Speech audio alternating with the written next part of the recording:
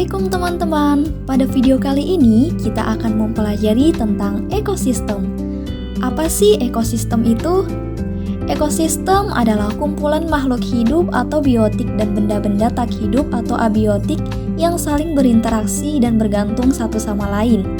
Komponen biotik adalah manusia, hewan, tumbuhan, dan berbagai mikroorganisme yang tidak terlihat. Sedangkan komponen abiotik adalah cahaya matahari, air, udara, bebatuan, dan tanah.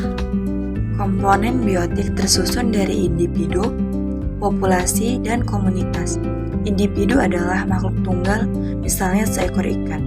Populasi adalah sekumpulan individu yang sejenisnya, misalnya populasi ikan. Komunitas adalah kumpulan populasi yang hidup di suatu tempat, misalnya dalam suatu kolam terdapat populasi ikan dan populasi teratai. Berikut adalah contoh ekosistem yang ada di sekitar rumah, yaitu ekosistem taman. Ayo kita bahas komponen biotiknya. Produsen pada ekosistem taman ini adalah rumput, pohon pepaya, dan pohon jambu. Dan untuk konsumen ada dua nih. Pertama, konsumen primer yang terdiri dari ulat, belalang, dan siput. Kedua, konsumen sekundernya terdiri dari burung dan ayam. Penguraiannya meliputi bakteri, semut, dan cacing. Sekarang kita bahas komponen antibiotiknya yang terdiri dari suhu kelembapan dan sinar matahari. Dua jenis makhluk hidup di dalam ekosistem dapat saling berinteraksi satu sama lain. Kompetisi adalah persaingan dua makhluk hidup. Contohnya persaingan singa dan hena untuk memperebutkan makanan. Predasi adalah interaksi di mana salah satu makhluk hidup memakan makhluk hidup yang lainnya. Contohnya singa yang memakan zebra. Simbiosis mutualisme adalah interaksi yang saling menguntungkan. Contohnya interaksi bunga dan lebah. Bunga untung karena dibantu penyerbukannya, sedangkan lebah untung karena mendapat madu dari bunga. Simbiosis parasitisme adalah interaksi yang merugikan salah satu pihak, sedangkan yang lain diuntungkan. Contohnya interaksi benalu dan pohon mangga. Benalu untung karena mendapatkan makanan dari pohon, sebaliknya pohon mangga rugi karena makanan diambil benalu. Simbiosis komensalisme adalah interaksi yang menguntungkan satu pihak, sedangkan pihak lain tidak diuntungkan ataupun dirugikan. Contohnya interaksi anggrek dan pohon. Anggrek untung karena mendapatkan posisi baik dengan menumpang tubuh di kulit pohon, sedangkan pohon tidak rugi ataupun untung. Interaksi makan dan dimakan antar makhluk hidup akan membentuk rantai makanan. Mari kita mengenal rantai makanan sebagai berikut. Rumput. Rumput adalah produsen karena dapat membuat makanannya sendiri melalui fotosintesis. Lalu rumput dimakan oleh belalang. Belalang adalah konsumen satu atau primer, belalang dimakan oleh katak.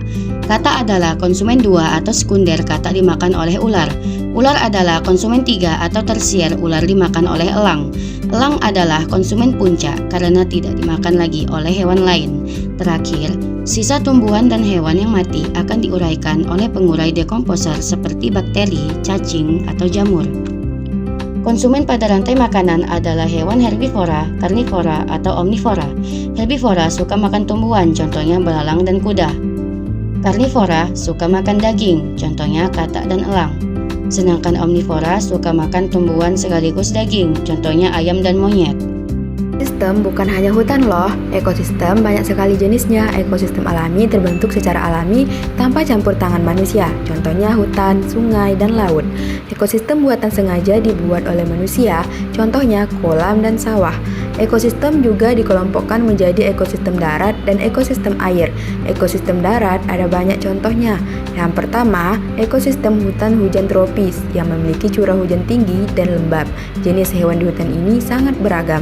Yang kedua, ekosistem sabana, yaitu rumput yang diselingi dengan pohon palem. Yang ketiga, ekosistem padang rumput, yaitu area rumput yang luas dan diselingi dengan semak. Yang keempat, ekosistem gurun atau padang pasir yang kering dan panas. Yang kelima, ekosistem taiga yang biasanya tersusun dari satu jenis tumbuhan seperti cemara atau pinus. Yang keenam, ekosistem tundra yang dingin dan hanya bisa ditumbuhi oleh lumut. Ekosistem air juga banyak jenisnya. Ekosistem air tawar contohnya danau, kolam, dan sungai. Ekosistem air asin contohnya terumbu karang dan laut dalam. Ekosistem air payau adalah peralihan antara air tawar dan air asin.